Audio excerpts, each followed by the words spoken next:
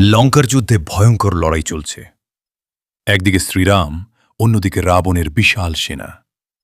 হঠাৎ যুদ্ধের মাঝে রাবণের পুত্র মেঘনাদ শক্তিশালী অস্ত্র ছুড়ে দেয়।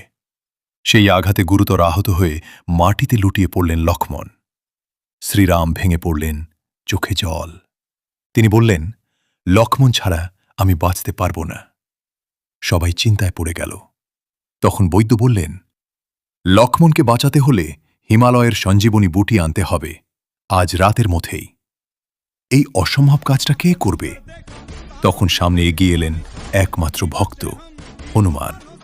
তিনি বললেন, প্রভু, আমি আছি। রাতের অন্ধকারে হনুমান উড়ে গেলেন হিমালয়ের দিকে। কিন্তু সমস্যা হল, তিনি চিনতে পারলেন না কোনটা সঞ্জীবনী গাছ। এক মুহূর্ত দেরি না করে তিনি পুরো পাহাড়টাই তুলে নিলেন। আকাশে উড়ে ফিরে এলেন যুদ্ধক্ষেত্রে। বৈদ্য সেই গাছ থেকে ওষুধ বানিয়ে লক্ষ্মণকে বাঁচালেন। লক্ষ্মণ চোখ খুলতেই সবাই আনন্দে কেঁদে ফেলল। শ্রীরাম তখন হনুমানকে জড়িয়ে ধরে বললেন, তোমার এই উপকার আমি কখনো শোধ করতে পারব না। হনুমান মাথা নিচু করে বললেন, প্রভু, আমি তো শুধু আপনার সেবা করছি। এই রকম আরও ভিডিও পেতে সাবস্ক্রাইব করুন গল্পের জাদুকর।